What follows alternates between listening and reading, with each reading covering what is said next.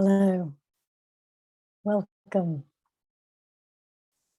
Welcome to session 3 of the Community of Practice series, hosted by Afrika Tikkun, which has been funded by Comic Relief. This third session focuses on self and collective care in a time of collective burnout and trauma. So why a session on self and collective care? Well, this has emerged from feedback that Afrika Tikkun heard from you as part of the safeguarding project, that there's been a growing concern about the impact of burnout and the effects of burnout, and it's just been a growing concern over time. So they've invited us here to focus a bit more time specifically on this issue.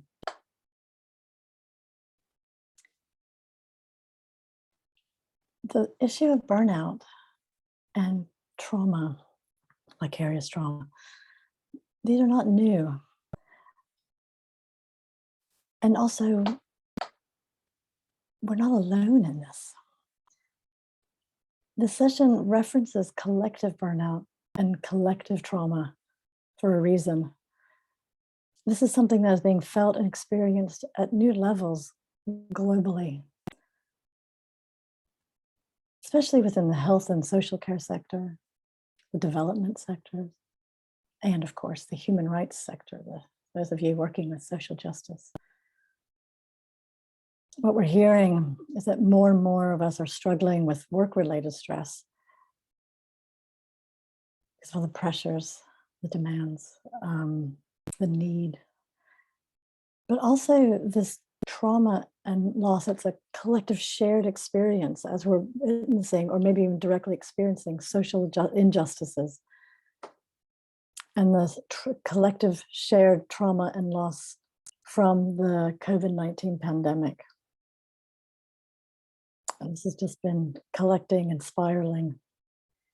And so many are sharing feelings of being negatively impacted emotionally, physically, and relationally.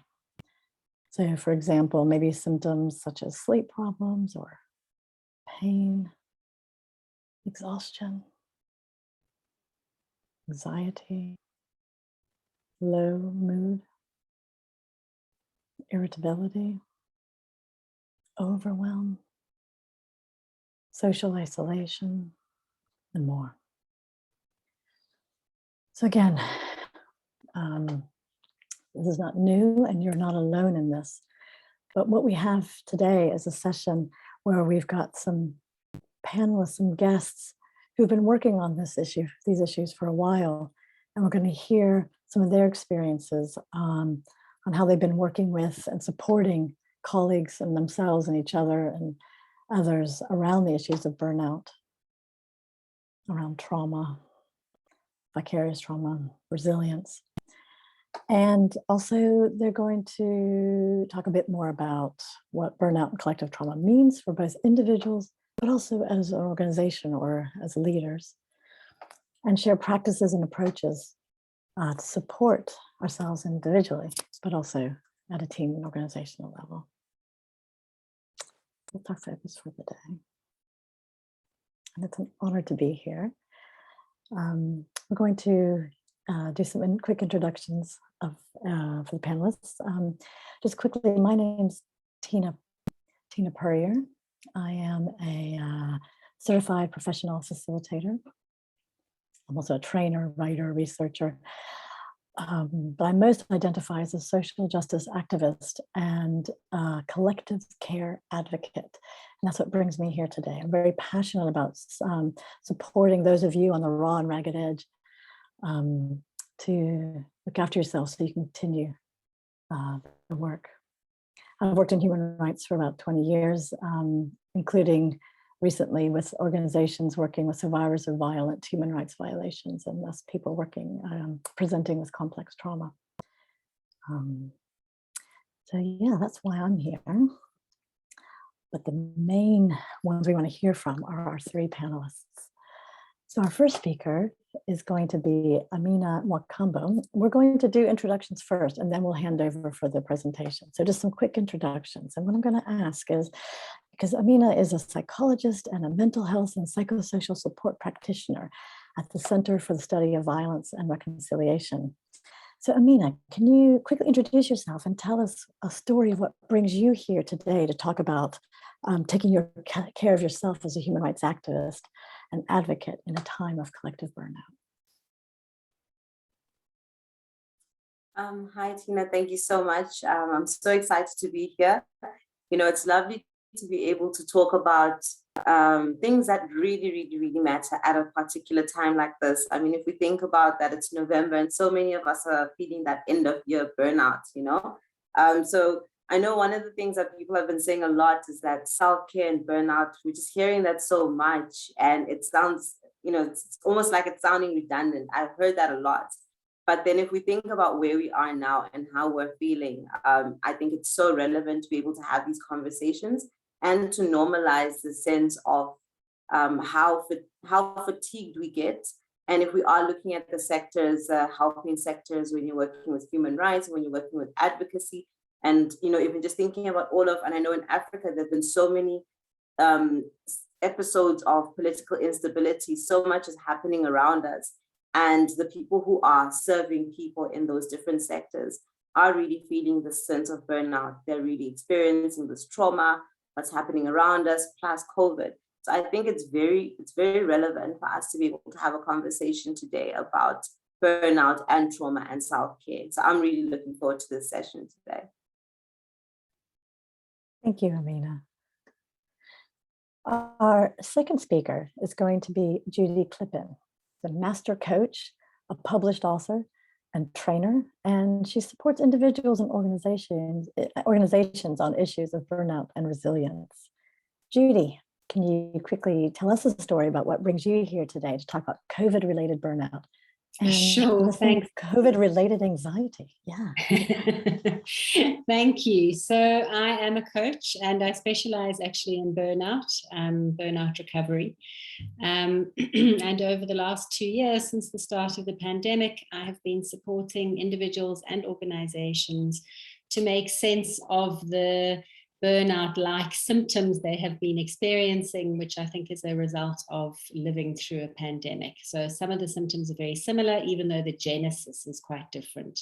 So I'm going to be talking today about some of the information I've been sharing with organizations for the last couple of years on understanding and recognizing COVID fatigue.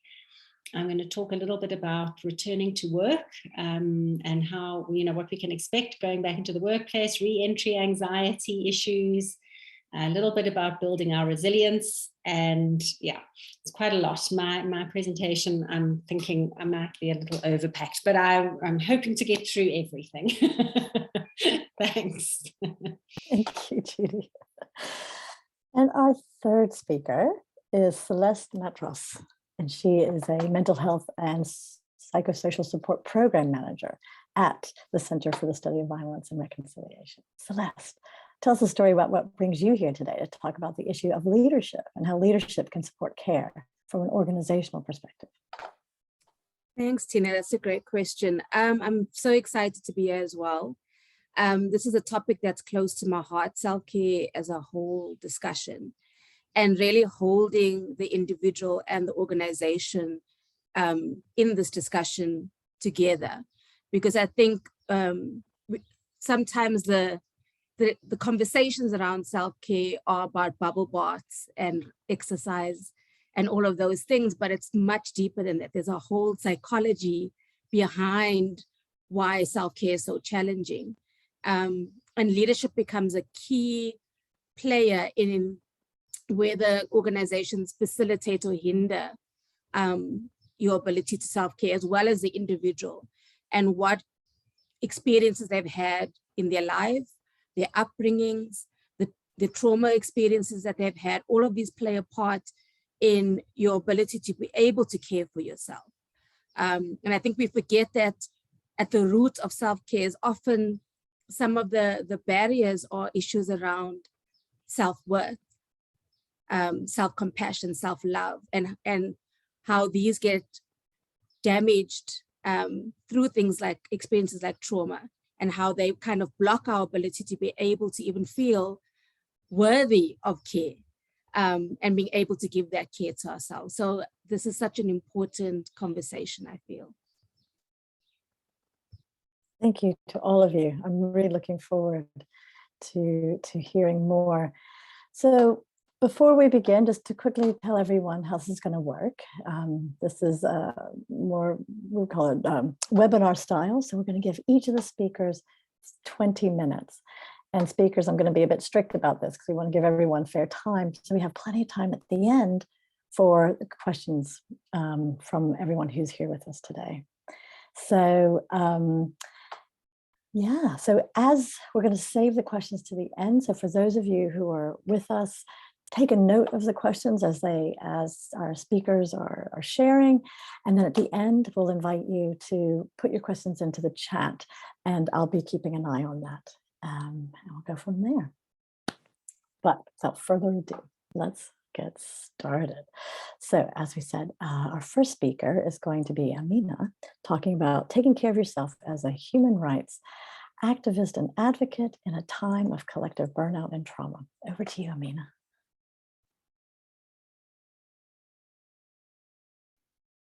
Thank you so much, Tina. Let me just share my screen.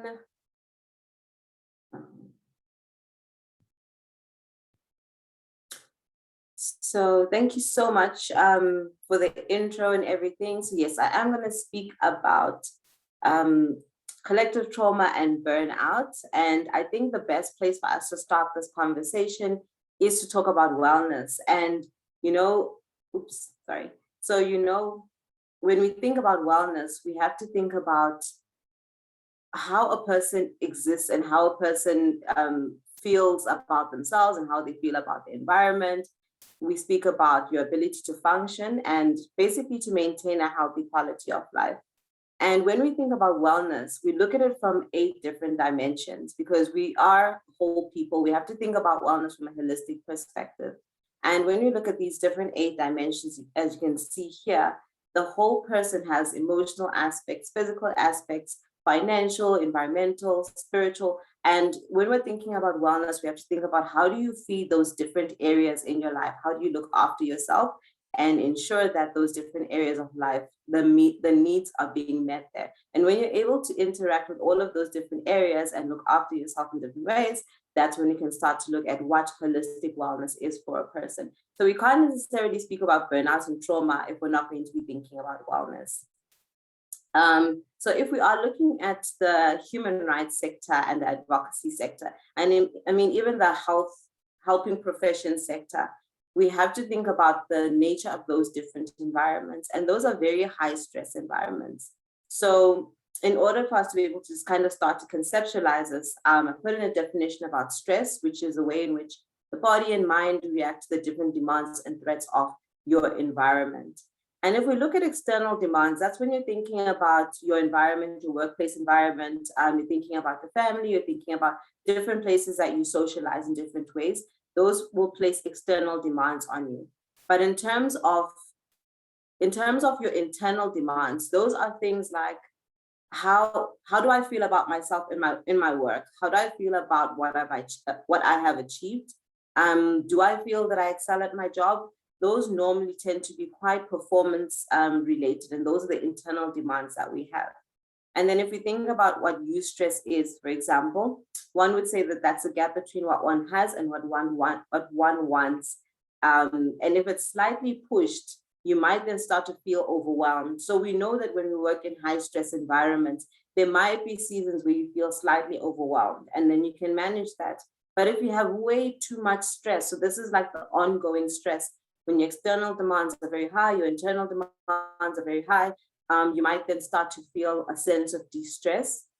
And I think a lot of us have heard, about living in survival mode, and a lot of us have been experiencing that when your anxiety is very high because your stress levels are very high and you're trying to function, you're trying to work in your normal environment, but your internal world has gone into distress. And I think a lot of people who do work in human rights and advocacy start to experience this and they get used to it. They almost normalize the stress. So you normalize the things that contribute towards you feeling burnt out.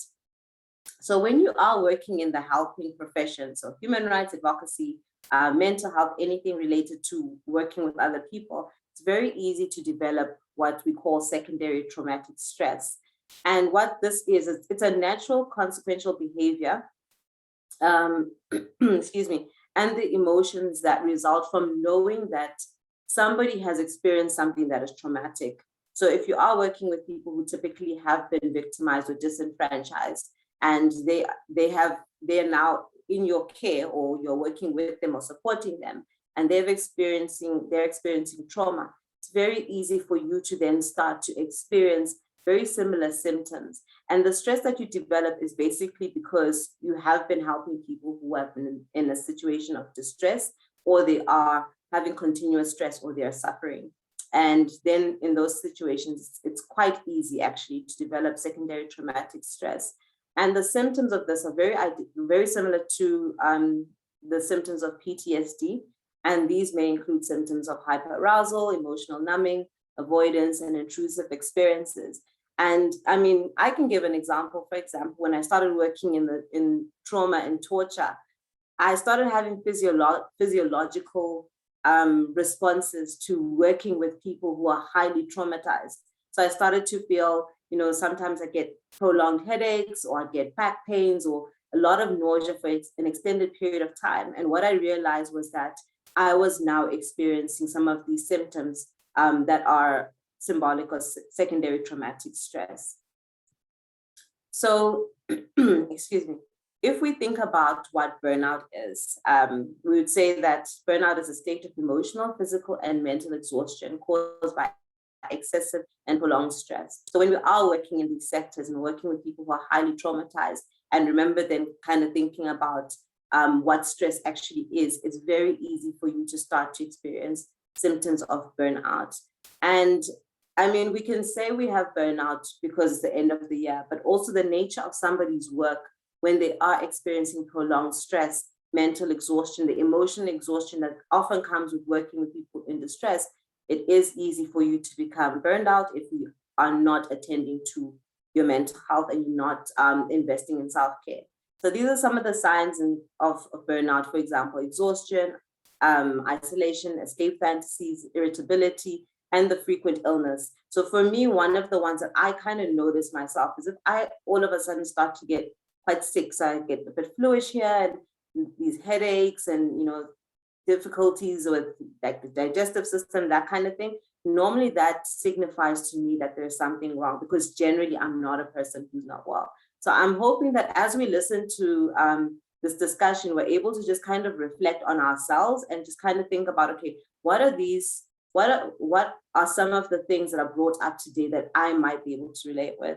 And just as a disclaimer, this is not for purposes of diagnosis or anything like that. It's just for purposes of being able to then reflect and think about oneself in their different working environments. So one of the things that burnout does, one of the results of burnout is a depleted emotional resources, right?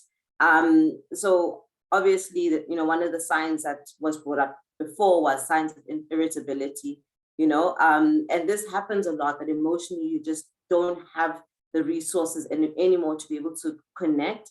And this doesn't just happen in the workplace. You find that this also kind of spreads out into your personal life in different areas. Another one is it changes the shape of your psyche. So I don't know if you maybe you can relate yourself, or you can think about somebody who you work with, who you just know that this person is exhausted and they just need to take time out. Sometimes you'll find that they're quite negative, they're quite cynical, or for example, when it's time for you to connect with them, they just connect at the bare minimum. So you're getting that very detached sense of connection with the person. Those are some of the symptoms or some of the signs that you have been burned out, and this is how this is presenting in your life. Another one is self-doubt. So this is feelings of inadequacy when you can't help clients or you're pressurized by organizational constraints. And I think this is another one that I've quite identified as well, is that, when you're feeling really burned out and you know that there's so much of a demand, especially remember we're looking at a context where people are equally traumatized. There's been COVID that has been happening for so long. There's so much grief, there's so much difficulty, there's so much loss. And you're working with people and you're seeing that they have needs and you're not able to meet their needs, possibly because of organizational constraints.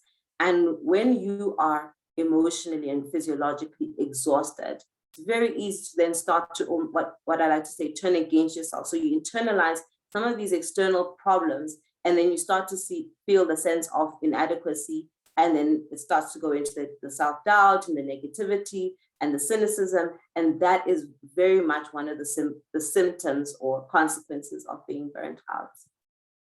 So again, it is very important for us to be able to look at internal factors and external factors that result in professional burnout. And just like what I spoke to now, so one of them is being pulled in the drama. And this is when you feel like you just need to save people, like you just need to be there, even though you don't have the resources, maybe even your organization doesn't have the resources, and it might even be outside of the scope of your work, but you're being pulled into different situations, even though you might not necessarily have the resources. And this is part of your internal stuff that can contribute to you feeling professionally burnt out. Another one is when it gets personal. So if you are working in trauma, it's very possible that some of the traumatic experiences that your clients have experienced, you may have experienced them as well. And sometimes it's not just your clients, sometimes it's your colleagues. And when you're not able to identify that, okay, right now, I see that what is happening in this person's life is triggering a lot of what's happening in my own life, it's very easy for you to then start to feel burnt out. Another one is your personality type, and this kind of links a little bit to what I mentioned in the beginning. And this is when you have difficulties with, for example, managing your boundaries. For example, you struggle with control, or you might also necessarily have a sense of internal chaos. And we have to be honest, we have to be able to admit that, especially if you have worked in very high stress contexts for a very long time, they do tend to shift us quite significantly, especially if we're not working on our mental health. So you're finding that some of the difficulties that you're having internally when you're in the workplace, you're finding that you might be even projecting some of those things into the workplace, and that might result in burnout because the organization might not be meeting you where you need to be met. And then another one is resentment. And this sometimes happens if you have to provide emotional support in places where you might not be within the scope of the work that you need to do. So I know that in a lot of times in spaces like advocacy and legal frames, you find that people are having to provide legal services to people who are in distress. And sometimes when you have to provide those services, you have to be mindful, you have to be cognizant of the emotional states of the different people that you're working with. So you're finding that while you are providing like psychological first aid, so that's like your basic containment, you're finding that sometimes in situations, people are in extreme distress, and it might then draw a little bit more from you emotionally than what you would have expected, especially if, for example, you don't have access to adequate referral processes and that kind of thing. So you then start to feel like, okay, I didn't necessarily sign up for this, but here I am, and I feel like this is emotionally very difficult for me. And then it might start to develop a sense of resentment, especially if you're not able to kind of vocalize that in the workplace. So moving on to organizational factors that contribute to professional burnout. So definitely excessively high workloads. I know that especially in the mental health space, for example, there have been extremely high workloads because so many people are responding to the trauma of COVID in its multiple ways. So you're finding that there's an influx of people who are requiring mental health support. Another one is lack of control or influence over policies and procedures. And one of the ones that I realized recently, so I had gone to let's call it a summit at an organization that provides, I guess we can say, law enforcement. And because of the level of trauma that the people are experiencing, you're finding that maybe when the policies and the procedures are not necessarily trauma informed, finding that the personnel that have to work there are having to just kind of numb their sense of emotional connection with the people that they're working with. And what I picked up a lot was that people are feeling quite burnt out because you're trying to do a certain type of work which does require a trauma-informed lens or an understanding of what trauma is and being able to manage that. And the sense of burnout came from feeling like, you know what, I'm really tired, I'm in this organization and it's not necessarily doing what it needs to do. And I feel like I keep having to expend myself. So there's so many ways, for example, that just even things like structure can result in somebody feeling burnt out. Another one is unfairness in organization structure and discipline. So maybe, for example, if you're carrying more weight than some of your colleagues, it may be, it may be easy for you to then start to feel like, okay, I need to help out here, I need to work here a little bit more than others, and that may result in burnout. Another big one is low peer and supervisory support. And I will come back to this one a little bit later, but it is very important if you are working in high stress environments to be able to have a support system. And oftentimes the support system is much more beneficial, I can say, if it's people who are working in the same sector as you. Because what it does normally is to normalize the feelings of stress and the emotional difficulties that might come with, working, for example, in human rights or working in advocacy. People who will be able to understand exactly what you're talking about. So it's easy for you to be vulnerable and to be able to open up. And that's where peer and supervisory support comes in very handy. And then another factor that contributes to professional burnout is basically poor on-the-job growth and training. So when you feel like you're doing this work and this work is expanding or is changing its form, for example, I know that people have been feeling like since COVID started, a lot of the work had to shift, but there wasn't an understanding of how that needed to shift. So it was much more easy for people to then start to tire on the job because it looks different and the form is different, but the procedures didn't necessarily change. And then that made it quite difficult. So self-care, why is it important? Because if you are working in any sort of helping profession, you matter. You're basically the tool, you're the stethoscope, you're the truck, you're the vehicle that is used to be able to assist people. And we always have to think about, for example, if you have a dirty cup and you pour water inside it, what's going to happen to the water? It's not going to be clean anymore. So we need to be mindful of self-care from a personal perspective and from an organizational perspective.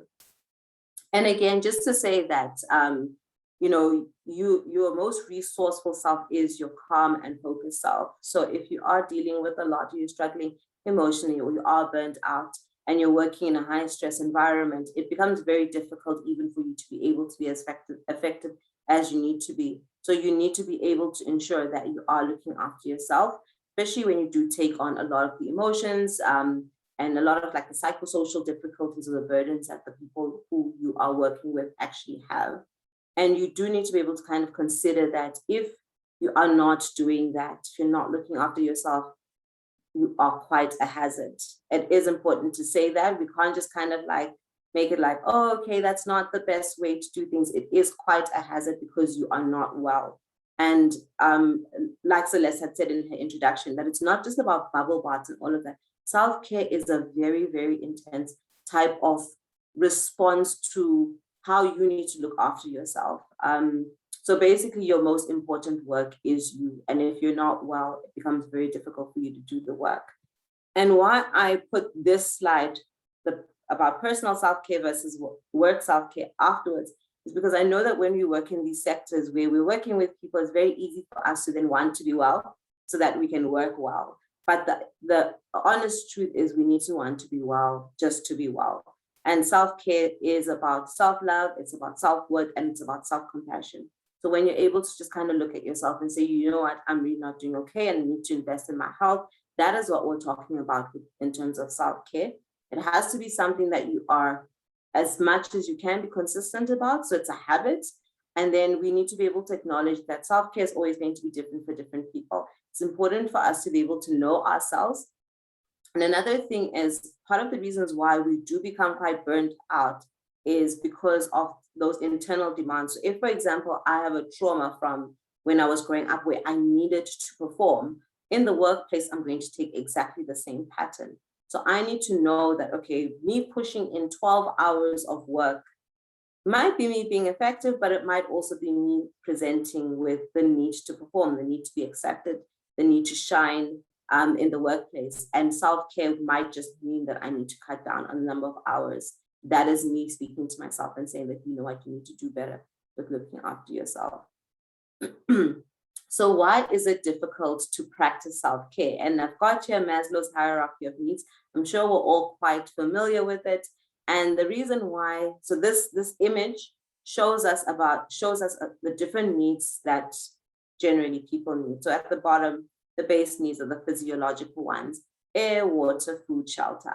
And then if we just start to move up to roundabout esteem and self-actualization, we're not working in, for example, human rights, advocacy, mental health. We're working with other people. So the type of work that we do, you have to come to a place where you're able to look after yourself and you're able to look after the emotions or the difficulties of somebody else. And when we do that, essentially one would say that you have to reach a certain level of self-actualization to be able to do that, to be able to come into a place, and I don't know if I want to use the word career, but like the work that you do, maybe that's better. The work that you do, and you're able to do them, you're able to do that passionately, and you're able to reach your maximum potential.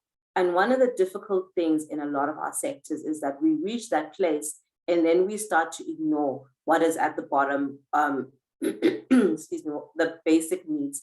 And that is things like, so if we say, for example, I'm in my workplace and this is what I do, and I'm very passionate about my work, but now I don't eat because I'm working, or I don't sleep because I'm working, or I'm neglecting myself in different ways because I'm working.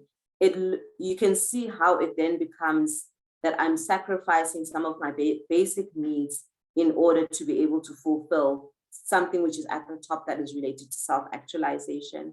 And these are the things where, and again, when we say that sometimes self-care is not about bubble baths or going to Bali, sometimes self-care is actually saying that I'm going to try and sleep for 8 hours. Because if that is where you are in terms of burnout, that is what you need to be able to relax. So this is just an image of how we progress in our lives. And it's so easy to reach a place of self-actualization and then start to neglect yourself because you want to fulfill the needs of something that is top tier, for example. So if we're looking at very, if we're looking at very, excuse me, high stress or challenging contexts, it can be difficult, if we're being honest, it can be difficult to engage in self-care, right? And we need to be able to try to find different ways of navigating self-care. One really great way is to stay connected to the people who we work with. And while we're able to do that, we should still be striving to maintain a strong, deep connection with our own experience. So like I previously mentioned, that it's very easy to become to get burned out because some of the trauma that you may have experienced in your life, you might also be seeing it in the people who you're working with and the people who you're working around. So it's important to have that deep connection with your own lived experience so that you know when what is happening, what you're feeling, your experience in your life is directly related to you, or whether it's indirectly related to you, as in related to other people who are in your life. Another thing is when you are isolated, it's very difficult to invest or maintain a sense of wellness. For example, if you're working in a far out place or in a rural area, you can easily feel quite isolated. Or maybe if you're a specialist, and this does happen a lot in our African context where you are a specialist and there aren't that many, what would help would to be able to try to find different ways of connecting with other professionals. So I know in my experience that it has helped me so much to be able to, after maybe a difficult case or something that has been quite unsettling, to be able to connect with one of my colleagues and just say, you know what, I just need about 10 minutes just to kind of debrief. I just need a little bit of a sense of containment, just for that extra sense of support. And it really helps so that you're not internalizing what you may have experienced, you know, in a different case. And it helps you to then just be able to say, okay, fine, this is part of this. And I can close this, I can put this aside, and I can invest in me, I can look after myself, and then I can come back to this later. So it really helps to be able to have support system in your peers and your colleagues, and have that sense of being able to consult and that sense of normalizing that the situation might be quite difficult. It's very important to also be able to recognize the warning signs. We cannot be ashamed. Okay, I think that's my signal that I'm almost out of time. you want to finish off what your wrap up? But we need to move on, I'm afraid. Yeah. Okay. All right, thank you. Yeah, we can't be afraid. We absolutely cannot be afraid when we are not doing well emotionally and when we are fatigued. It can be very normal in high stress situations, and we should be able to see the signs and be able to get some sort of support and invest in support and wellness in order to be able to manage that. So I think I will leave us here. I think anything else we'll be able to just kind of discuss in the Q&A. Thank you so much. Thank you, Amina. That's beautiful. And I'm very inspired by that clean glass of water metaphor that you put in there. I will take that with me. Thank you. We're going to hand over now to Judy. Judy, would you like to talk to us about COVID fatigue and reentry? Thank you. Just before I start that, thank you for that presentation, Amina. I was nodding. It was great. One of my symptoms of burnout is that I get ants in my pants and I am incapable of sitting still. And so that is why my video is off, because I'm just shifting around all the time, and I'll make you all seasick if I'm on camera all the time. Okay, so I know we don't have a lot of time, so let's just quickly go to my presentation, which is here. Okay, so I'm going to be talking very quickly about COVID resilience and returning to work. So basically, just to start off with, COVID fatigue, as I said earlier, is what I call the response to the ongoing anxiety, stress, and overwhelm that has been precipitated by the COVID-19 pandemic.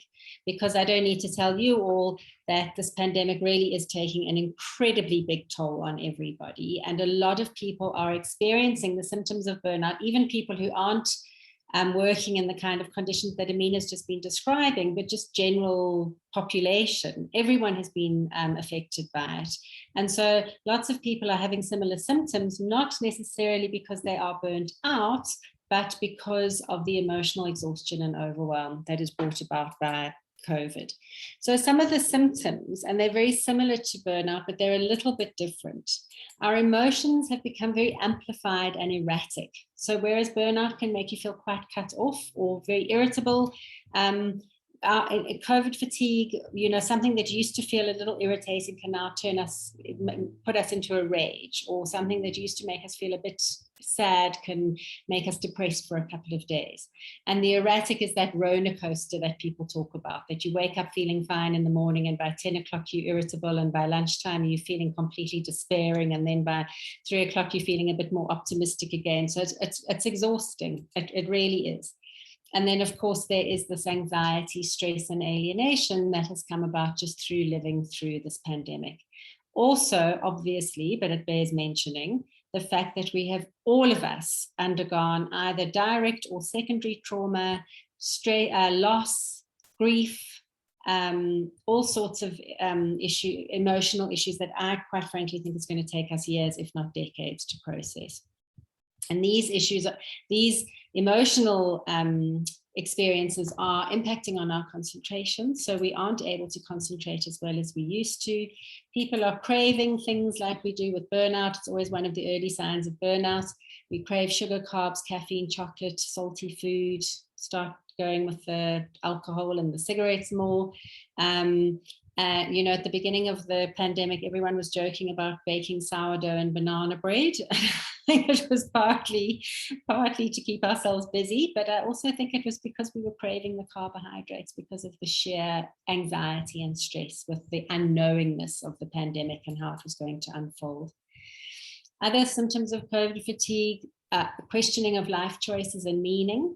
So I talk about a burnout as being an existential emergency. When we are in full-blown burnout, it's an existential emergency. And I think that COVID fatigue has created a similar situation for people, but it has also created an opportunity for an existential opportunity. So a lot of people are rethinking how they live their lives, how they work, their relationship with their work, their relationship socially, in terms of where they want to live, etc. And so if we are able to, and we have the energy and the bandwidth, emotional bandwidth, it really can be an existential opportunity for us.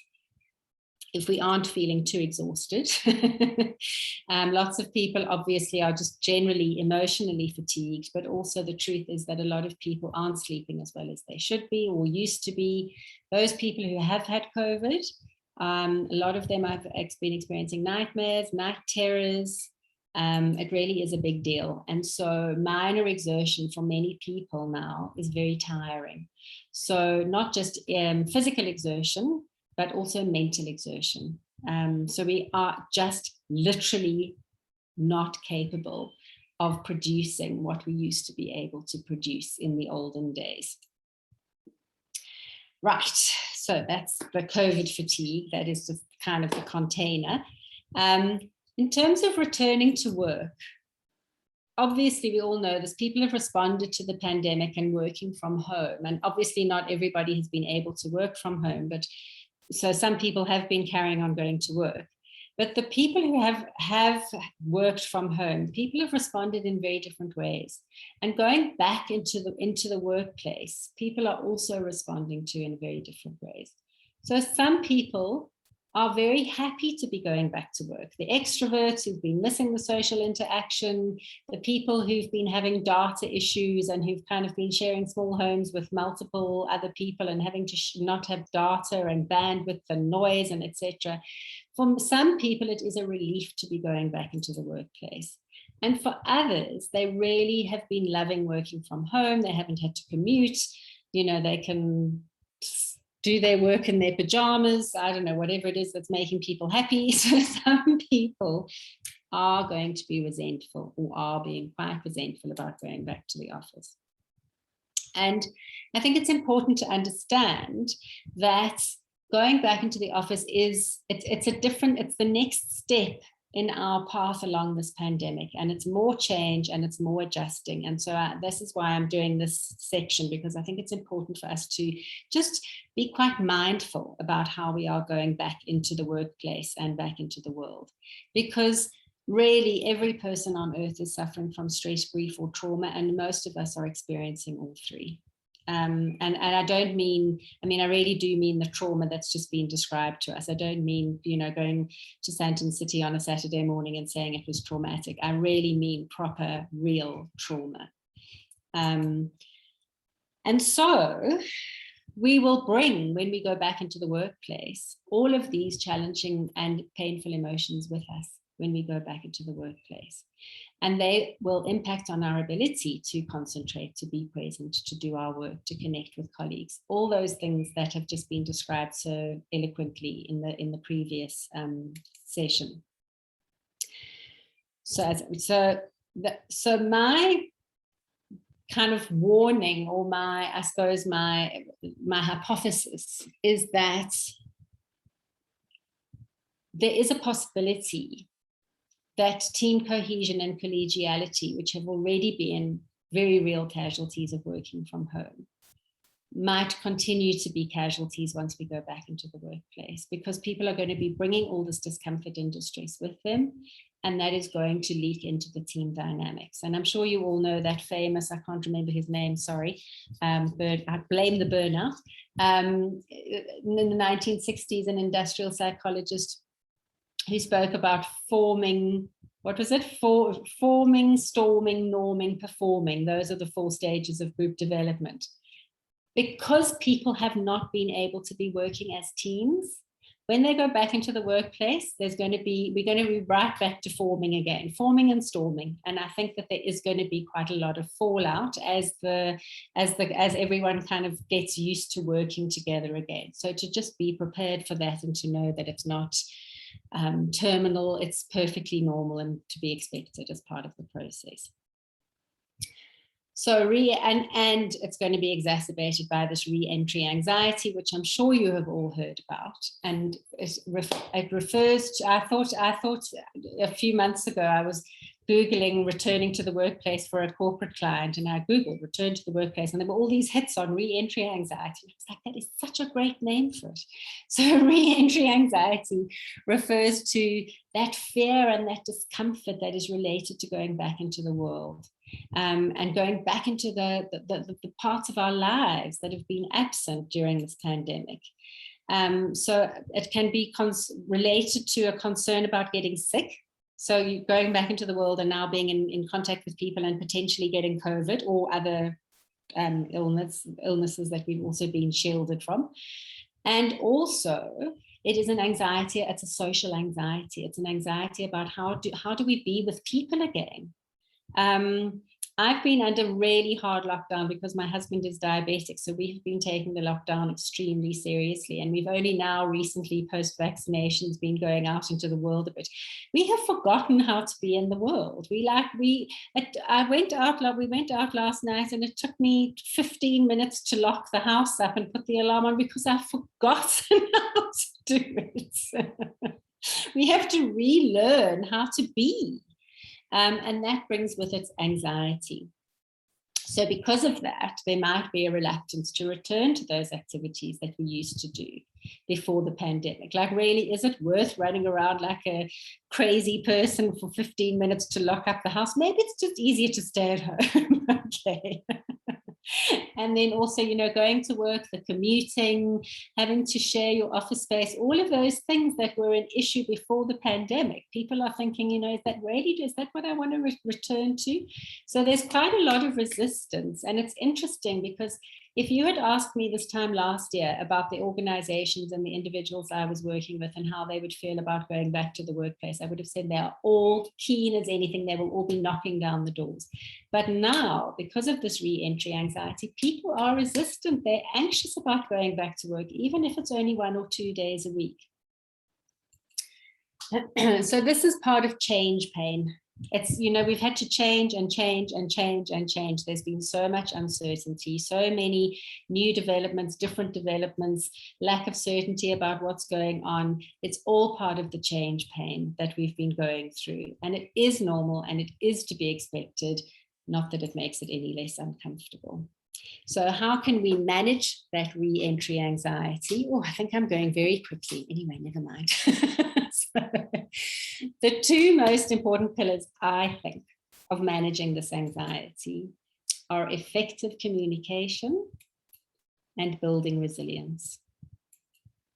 So when I talk about effective communication, and this, the last presentation was talking about, I'm trying to remember what the phrasing was, but it was something about we are our most productive, or we are our most effective when we are operating from a calm state. And I absolutely could not agree with that more. Because when we are in a childlike state, an anxious state, then we often react to situations either by being very scared and unsure of ourselves. So we become very withdrawn and timid, or we become very cross and rebellious and confrontational and quite aggressive, either passive aggressive or outright aggressive. So in transactional analysis terms, I use transactional analysis a lot in my work. When we are in that child state, we're very either scared or very angry and acting out. And that, I think, is often what happens when we aren't being mindful about the things that are making us anxious. It's much more effective to respond from a calm, rational, and empowered adult state where we can express our worries, ask for help, and manage any conflict that we are involved in constructively. So when we're in the child state, anxious, can't ask for help, pretend things fine even when they aren't, act out, sulk, whatever. When we're in the adult, we're in that calm, empowered, I can't really manage this. This is making me anxious. I need help with this. Very clear, mindful communication. So, and this is the second one, is the building resilience, sorry. And as you all know, resilience is the process of adapting well in the face of adversity. And we all have an inherent and innate resilience. and an ability to bounce back and to recover from hardship or adversity, to adapt well to stress. But and every day we're doing that. You know, if you think about a rubber band, which is the very common analogy that people use about resilience, it's the ability to keep our elasticity, to bounce back after we've been stretched. And every day, every single one of us behaves like a rubber band. We get stretched, we spring back. We get stretched, we spring back.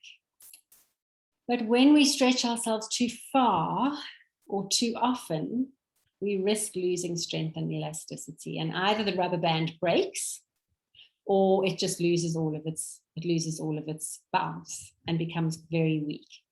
And that is burnout. When we lose all of that elasticity, or when we snap, that's burnout. Okay.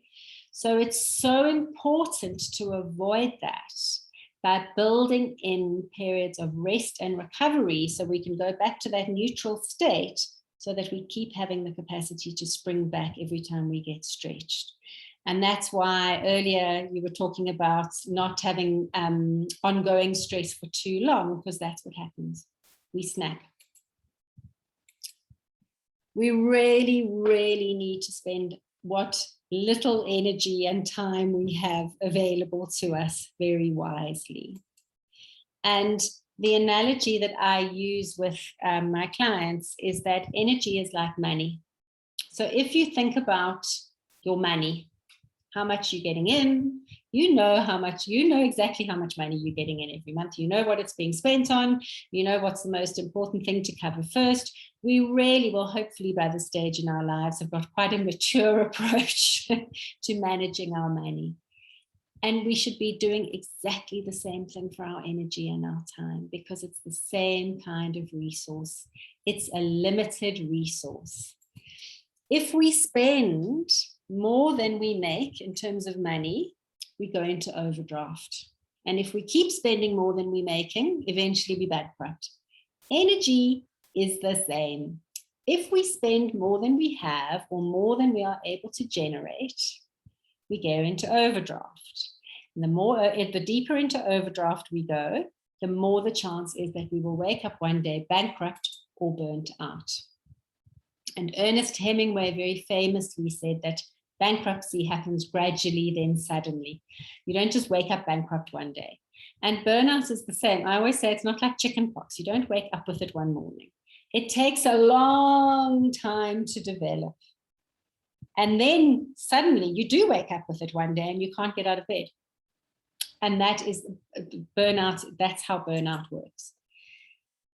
However, if we create or generate more money, more energy than we spend, then we have some savings to draw on when we have to pull an all-nighter, or when we kind of have to pull it out, do a funding proposal, or I don't know, go into a very difficult situation in a community.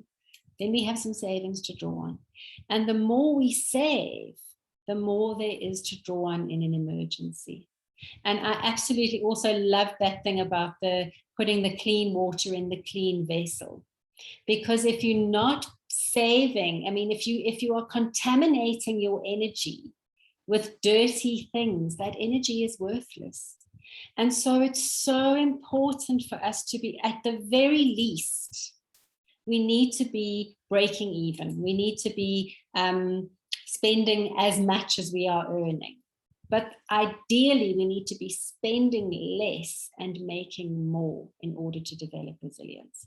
And how do we make energy? By resting, by doing things that feed us, that nourish us, by, creative pursuits, joyful things. Those are the things that create the energy for us.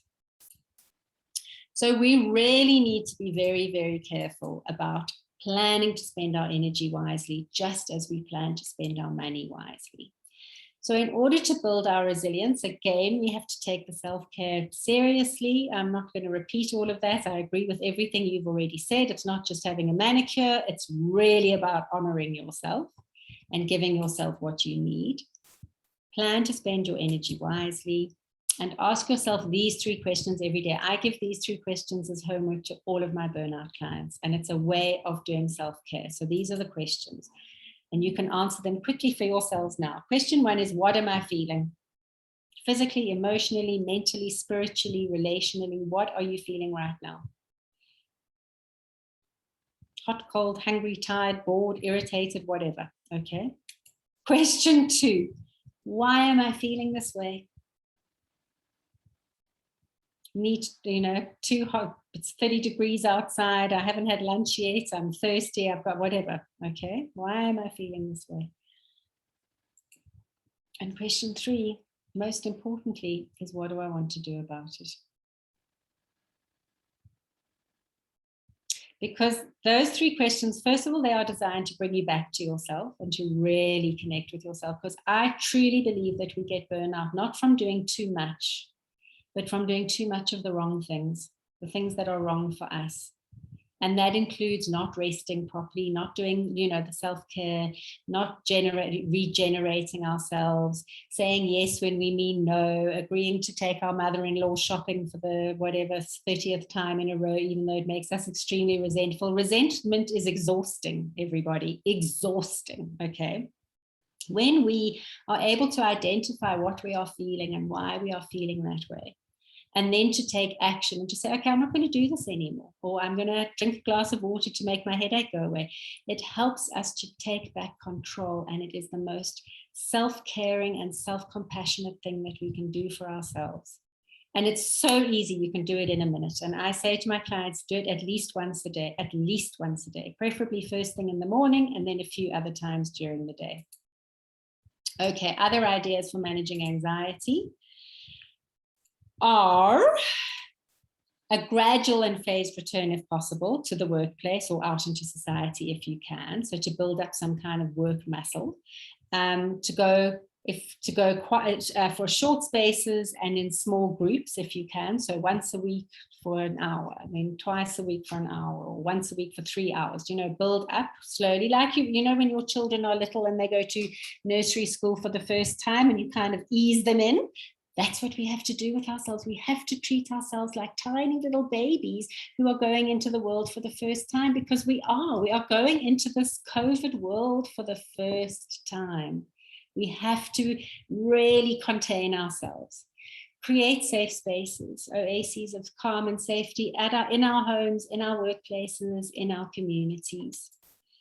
Set up predictable and containing boundaries and routines. When we have got full-blown burnout, straight back down, as you were saying, to the bottom level of Maslow's hierarchy, we have to contain ourselves by not having to think too much about stuff that we can't be wasting our precious energy on worrying about when we're going to do this or how we're going to do that. The more we can create routines and boundaries, the very better. Have to be honest about what we can and can't manage. We have to be honest with ourselves. We have to be honest with everybody around us. We have to minimize the potential for resentment. We have to ask for help.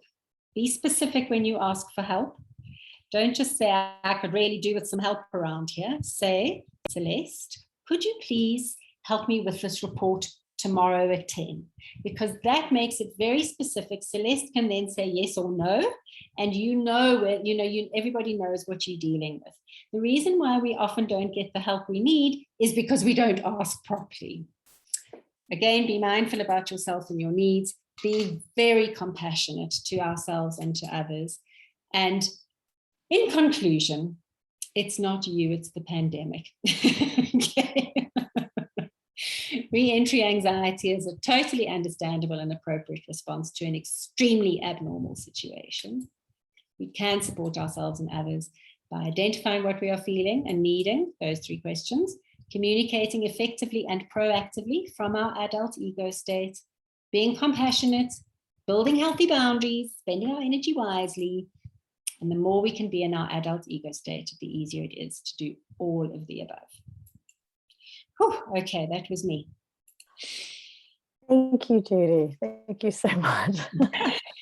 Really love that idea of energy as money. That's really very powerful. I'm seeing some questions in the chat. Thank you so much. Do keep those going, but we'll come to them toward the end. I'll keep an eye on those.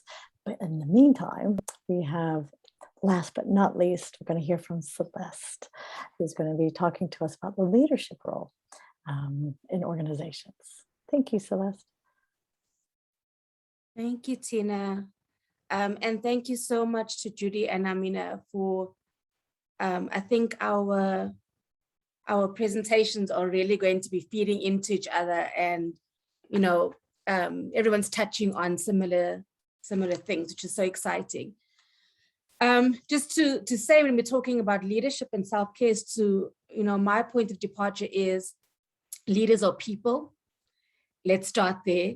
So the things that are affecting the people that they support, their teams, you know, their other stakeholders, will be affecting them. And then they have a special layer on top of that around, you know, holding organizations together, holding themselves, holding their families, holding their teams, their programs together, which can put, you know, quite a lot of that anxiety, you know, on them as leadership.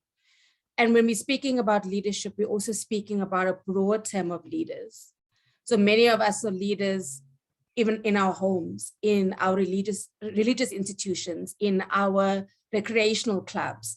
And those roles also take away, thank you, Judy, the energy banks, the savings as well, that require you to make a payment. You know, I was saying to people in our check-in at work the other day, even that WhatsApp message that you send me, I count as a meeting, because it's not a WhatsApp meeting to say, hello, how are you, like your outfit. It's a WhatsApp meeting that's going to require me to actually action something. And it's going to require me to take from my energy savings and pay some sort of amount. So, you know, just also be careful about, you know, where are you spending your money, as Judy is saying. And what I really like is if you can look up Dr. Sandra Dalton-Smith and her 7 versions of rest. That actually rest is physical, mental, sensory, creative, emotional, social, and spiritual. And that if you're just working on physical rest, you're not going to find rest. You're not going to actually recover from the burnout. You need to work across all dimensions, because even as Amina said, there are multiple dimensions of wellness even. So the 2 really important things that I want to be focusing on in my presentation is context matters, and what you reward is what you reinforce. Another way of saying that is what you focus on is what you grow. And I'll go into those a bit more. The context matters, I feel like Amina and Judy have been speaking about that as well. We are all people that come from somewhere, and we are in multiple contexts. You know, if you look at Bronfenbrenner's model on the side there, which is my favorite model of all time, reminding us that we don't live in isolation, that we impact on others and others impact on us, and what's happening in the world impacts on globally impacts on us, even in our small communities, even in our home. And definitely the pandemic is one example of that. But also we didn't come born perfect out of the seashell like Venus, right? We came with a history. We come with trauma, we come with upbringings, we come from societies that are traumatized. Whether you're from South Africa originally, whether you're from another part of Africa, there are multiple places in the world, Europe even, that have experienced high levels of trauma in the last few centuries. Like we've lived through a lot. You know, before the pandemic, there was apartheid. Before apartheid, there was colonialism. Before, you know, like there's so many different experiences that have shaped us as people, and that transgenerational trauma, where we pass on trauma from one generation to the next, and that generation is holding their own trauma and the trauma of all of their ancestors, and is really being called to sort of break those cycles. That's the type of people that are in the workplace, right? And wounded individuals bring their woundedness, and I forget which speaker said it, into their context, and those contexts become wounded. So in the workplace, many of us are living in wounded and working in wounded contexts that are actually feeding our burnout and are making self-care really difficult. So when our trauma meets the trauma of our context, meets the trauma of our workspaces, and you can see it in the type of culture that you have, this is when all of that dis-ease, dysregulation, unhappiness starts happening. So our unprocessed trauma is not isolated to our private spaces. This woundedness comes into our professional spaces, and those two are both, they shape each other. The other thing I want to say is that be careful as a leader, because you think you may be reinforcing something, but you may be reinforcing something else. And I'll tell you a story that some of the people that are on this call that used to work with CSPR have heard. We had a coach come and train our Manco on many things. And he told us the story about this firefighter that kept on putting out all of these fires and was very heroic, and just kept on getting praise from everyone in the workforce, got promoted, got extra money, and everyone was like, oh, you're such a hero because you're putting out the fire. And then eventually he started fires so that he could get the praise. So just be careful. Are you promoting your staff because they think that the fire is the focus? Or are you actually reinforcing the fact that someone did a good job? Because you may think you're reinforcing the fact that someone did a good job, but you may be reinforcing burnout, overwork, blurring of boundaries, reinforcing of trauma-related behaviors such as perfectionism and people-pleasing. I think Amina mentioned a few in her presentation as well. So even as a leader, just be very mindful around, when I say to somebody, good job, and you saw that good job, they submitted the material at 3 o'clock in the morning. It shouldn't be a good job conversation. It should be I appreciate your effort and what you wanted to do to be able to achieve this goal, but we need to talk about the cost that took. And we need to have a conversation about how we make sure that you don't have to pay those severe energy payouts of duties to be able to achieve your goals. So I'm going to ask Justin just to play a video now. That's a better way of illustrating what you focus on is what you grow.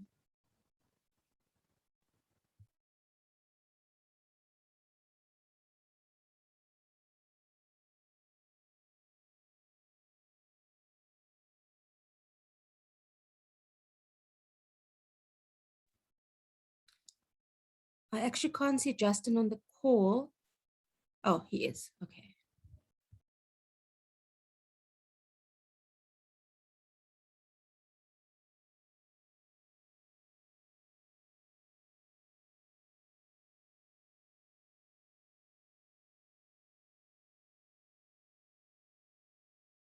Justin, there just isn't any audio on it.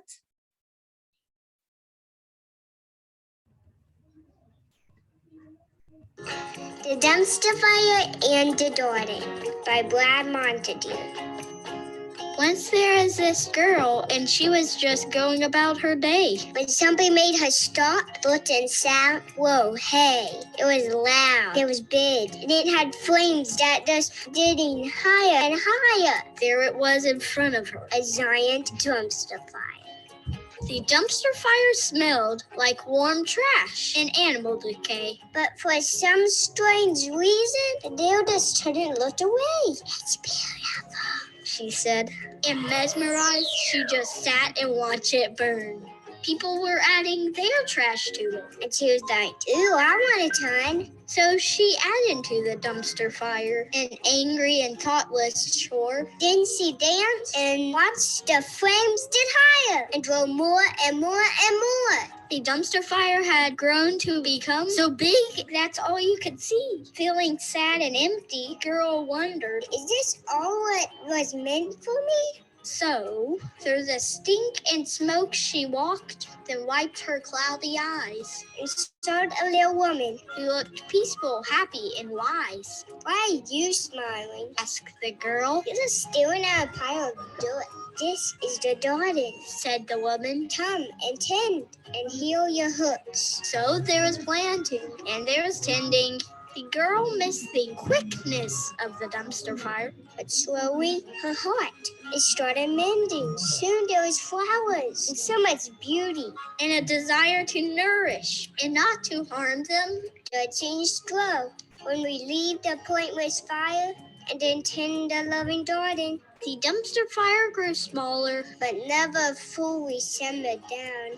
The garden, it grew and grew and enchanted every soul it found. For every person hearing this, a decision must be made. Be distracted and feed the dumpster fire, or tend the garden of good today. The end. Throw the good stuff, people. The dumpster fire. Thank you so much, Justin. So that's really just to illustrate the point of so much of our time in the sector, we're running. We're even now addicted to this adrenaline and the cortisol and adrenaline through our bodies. We're growing this dumpster fire.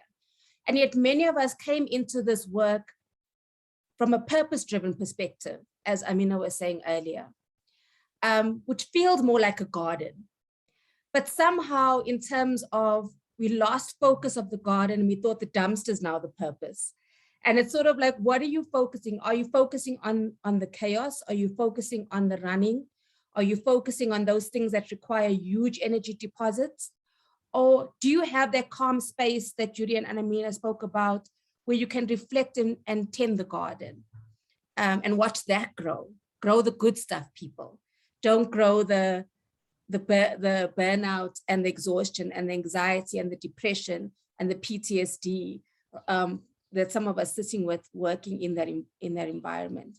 And for leaders, it's our job, it's our role to do that for ourselves, but to also look at simple things like performance contracts, work plans, and see, okay, this work plan that I'm developing with my staff member, is it dumpster fire stuff?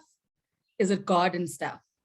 You know, how am I shaping this? How is this going to make sure that the person who's in my team is happy to be here, is excited to be here, feels like their purpose has been met? And then sometimes technology fails us. Okay. So last year, coming out of, the pandemic, as a response to the pandemic, the Mental Wellness Initiative, MWI, and CSVR. MWI is a consortium of different organizations, and CSVR is a member and the secretariat. We did a pilot project for the Ford Foundation with members of the social justice sector, looking at how they've been impacted by the pandemic from a mental well-being point of view. And some of the things that came out of that project were really worrying. If you look at some of these: organizational toxicity, isolation and no support network, powerlessness, helplessness, fear and anger, work challenges compounded by bereavement, loss, COVID-19, Black women leaders unable to trust their environment, constant demand to prove themselves, loneliness, vicarious trauma that other speakers have spoken about. This doesn't feel like a great environment to work in. This doesn't feel like an environment that promotes my well-being, that is safe, that is calm, that I'm able to care for myself in. This feels really unsafe. And since many of us are coming into these work environments with unprocessed trauma, these work environments are actually triggering that unprocessed trauma. And what was also scary about this study is that the majority of the people feeling like this were in leadership. So now I've got the job to kind of steer the organization through this unprecedented event, but I'm struggling and my team is struggling, and we're both feeling the same the same struggle. So even as we're like, what can leadership do? It's also the conversation, what can leadership do, but also what can we do for leadership? And I think sometimes we forget that leadership are people and that they also need support. I was speaking yesterday with one of our donors, and one of those things that Judy alluded to, sort of some of the good stuff that came out of the pandemic, is that we're starting to see each other as people. So I can have this conversation now with the donor, and it's not that as unequal of a power differential as it was before, because now I'm a human being speaking to another human being. And we were having the conversation around, before 2020, you would lose a loved one, just as an example, or you would lose your job. And that would be a really painful experience, oftentimes a traumatic experience. And you'd be able to call on resources and take time usually to be able to process those things. What's happened in the pandemic is that many of us on this call, me, I know others, have had multiple losses. They've lost family members and friends and colleagues. They've lost, what Judy was saying, your freedom to move around, your sense of safety. We've had multiple major losses. The whole way we've had to change our way of working, as Amina spoke about, having to learn things on the job in real time, all of that stress has happened, and yet we haven't taken time. It's almost gotten to the point where it's like, okay, so I think the term she used, or I may be confusing someone else, is that you stepped over. It's almost like you stepped over that loss and that trauma and have carried on with life. And so we've got leadership who's burnt out, staff members that are burnt out, they're grieving, they're dealing with a lot of, really difficult mental health and well-being impacts, and people are looking at leadership to be able to make those decisions, and leadership is looking inside of themselves and saying, I don't have it. I don't have it because I'm a person who's dealing with my own trauma. And then Justin, can you play this video for me as well?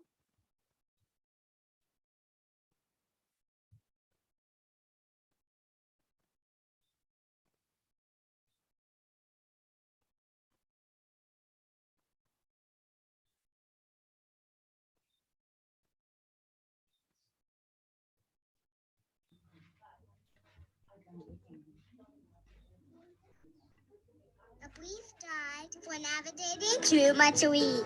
Some days life can be challenging. See, too much and really. Sometimes you must declare it's all too much to eat. Too much processed, too much to see, too much to handle, too much cat pee. I don't even own a cat. When you look at life and too muchery abounds, pause, listen to your breath and the way that sounds. Reach out to people, all the friends you can think of, because absurd times calls for absurd amounts of love. So remember, dear friend, there's no need to worry. Together we are more than enough for all the too much.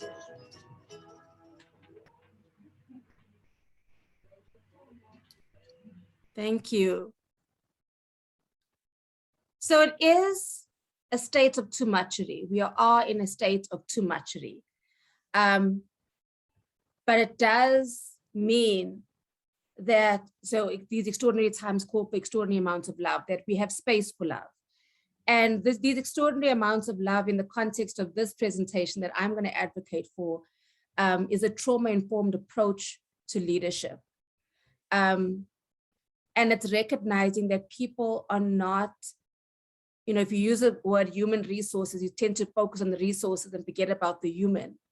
They're not machines that can sort of just keep on going, and we shouldn't be approaching leadership from that perspective. And both, again, holding yourself and your own experience within that space, as well as the experience of your staff. And a trauma-informed approach recognizes that we all have some level of unprocessed trauma, whether historical, childhood related, whether current, and those dynamics and those impacts are showing up in the workspace.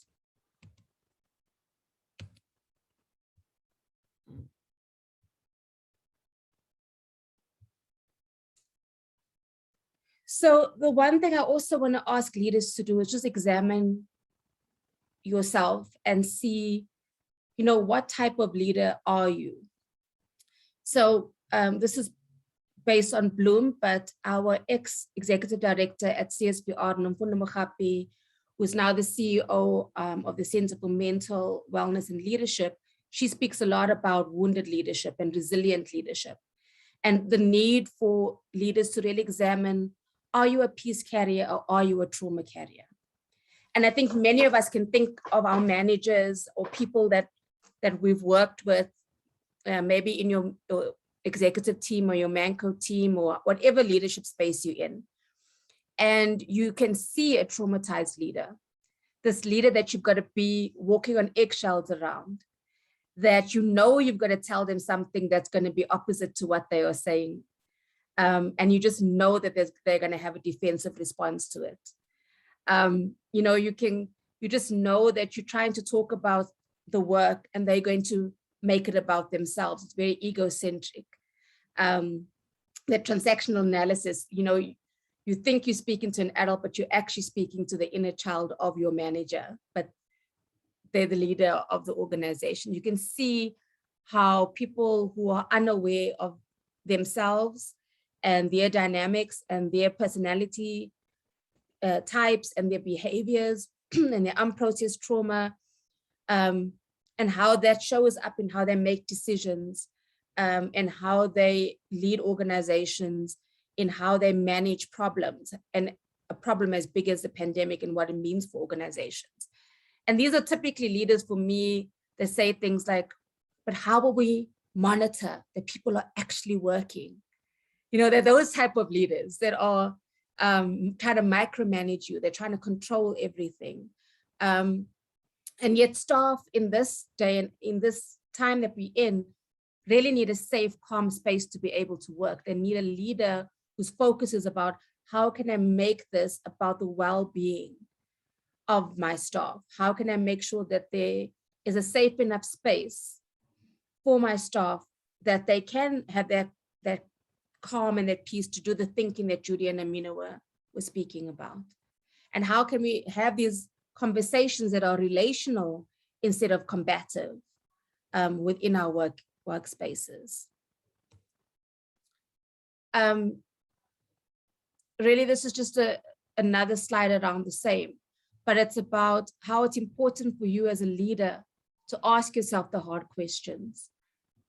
How am I making the work environments unsafe for my staff?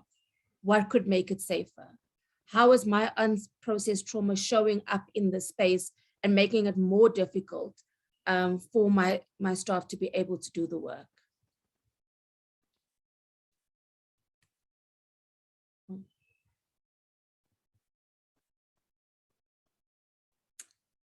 So just to talk quickly about two programs that CSVR and MWI are involved in. The first one, the Psychosocial Wellness program, is a CSVR-driven program, and the Leading for Healing program is an MWI program where CSVR, Dinaledi, and CMWL work together as partners to do this work. But really, it's about how are you, it's called Leading for Healing. How do you build resilient leaders who are peace carriers and not trauma carriers? Because there is a belief in both of these programs that change starts with the self. If you can work on yourself and heal yourself, you're better. That interaction that Brampo Brenner speaks about between you and your context is going to be a much healthier interaction than what's happening now. And you're able to then create a safe, healed space rather than an unsafe, wounded space in terms of the workplace. And really the feedback coming out of this for people is that they see how their past trauma is showing up in the workplace and is preventing them from being able to self-care. And then just practically, you'll see all the things, because Tina's unmuted herself, so I know my time's up. It's just practically is being able to fundraise, and there are donors that are amenable to this, to fundraise for staff development, self-care, and enough resources. So don't get into the trap of we need to cover salaries of existing staff, so we're going to take on more projects, but not hire enough staff to be able to impact, to do the work. Get funding for staff to be able to access MHPSS support or access a lot of the free services that are available. And really look at your performance management support. We cannot have the same performance management criteria that we had in 2019, in 2020, and 2021. It's not the same world. So asking staff and measuring them against that is unfair. And I'm going to end there. Thank you so much, Celeste. And I'm so sorry for all three of you. There's so much we could have 3 hours on each of these. And I know there's going to be some really rich questions, including to build on what you were discussing, Celeste. I'm really very inspired by what this wounded versus resilient leadership and how this extraordinary times call for extraordinary amounts of love. So thank you. A huge gratitude to all three of you for these really inspiring presentations. We still have a bit of time for some questions, and there's been a few that have already come in through the chat, which we could start with. But for those of you who have questions you haven't yet shared, go ahead and put them in the chat, and we'll keep an eye on those. So this first question, actually, I think this come into the chat is for you, Judy, but others may want to also jump in and build on it.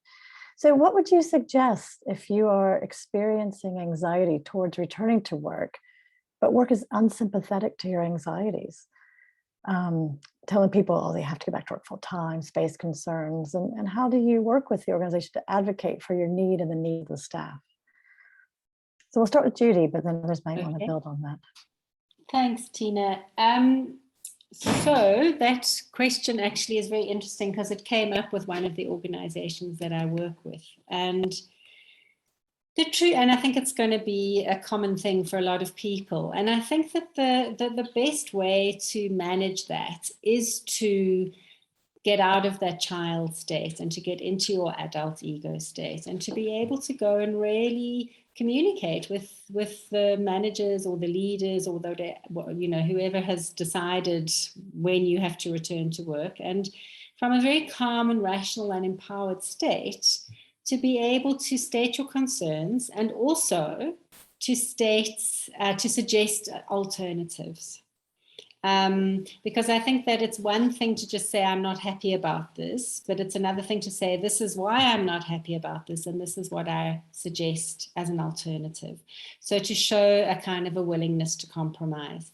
And honestly, just very quickly to say that the easiest way that I know to get into my adult ego state, which can be quite difficult at the best of times, let alone in a pandemic, is to imagine that I am my adult role model. So I identify somebody who for me is very calm and rational and empowered and always responds in a very mindful and appropriate way. And for me, it's Nelson Mandela. You can see him over my shoulder there, just reminding me to be an adult. And I suggest to people that they find one for themselves. They can be real or imagined, living or dead, but they shouldn't know them too well. So they need to be a bit separated. No grannies, no spouses, no best friends, someone a bit removed. And then when you find yourself in a really anxiety-producing and stressful, scary situation, and you find yourself getting into that kind of frightened or rebellious child state, just ask yourself, what would Nelson Mandela do? And then when you feel that sense of calm empoweredness, then you've moved into your adult ego state and you will be able to communicate more effectively. And honestly, I think that is the best, that is the best thing that we can do for ourselves, because we have to be our own advocates. But it's not enough just to say, this isn't, I don't like this. We have to say, this is what I suggest, just to show that we are actually taking responsibility as well. Thank you, Judy. Celeste or Amina, would you like to build on that? Anything else to? Maybe what I can just add is that, and I think this is quite common, I think what I can just add at a surface level is to identify what is triggering the anxiety. So we'll say going to work, but is it about traveling to work? Is it about being at work? Is it about noticing changes in yourself since you stopped interacting with so many people? Just to try to identify and break down what exactly is it that is your challenge. And that should essentially start to help you to regulate where you can. I think one of the difficult things about anxiety is when you don't know what the source is. So if you can say that, okay, at least it is, and maybe this might be projecting, but if it is about spending a lot of time around people and maybe it has something to do with social anxiety, then you can at least note that, and you know that it is about social anxiety. Maybe you've become more aware about how you respond to other people's energies since you've been separated from them. And then you know that that is something that you can either work on or you can even communicate to your employer. I mean, it's kind of linked to anxiety, but also not, just from a very practical perspective. I think if the maybe let's say the reluctance to go back to work is also because you found that working from home works better in terms of your well-being and your lifestyle, then linked to what Judy's saying is to actually bring that information together and, have that adult conversation with leadership around, you can see, because I mean, just from different organizations in which I've worked with, there is a cost benefit in terms of even having a hybrid approach to working, half at home, half in the office. And in this sector, money talks. So if you can even have, a money argument about why we need to also meet people in a way that supports their well-being and how by doing that also supports the organization, I think that's a really useful conversation. So even, for example, the money that we've been able to save from rent or from getting into a plane and having capacity buildings in person, we've been able to give that money to the organizations that we were going to train to actually do more work with more people and provide more services to more people.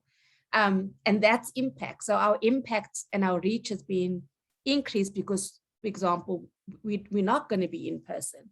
So even from a practical perspective, not really around the anxiety piece, but just around if it makes sense from a well-being perspective and it also makes sense from a financial perspective, let's have that conversation and not try to revert to a pre-COVID time, because as you know, from a psychological perspective, you can't go backwards even. Like the past is in the past.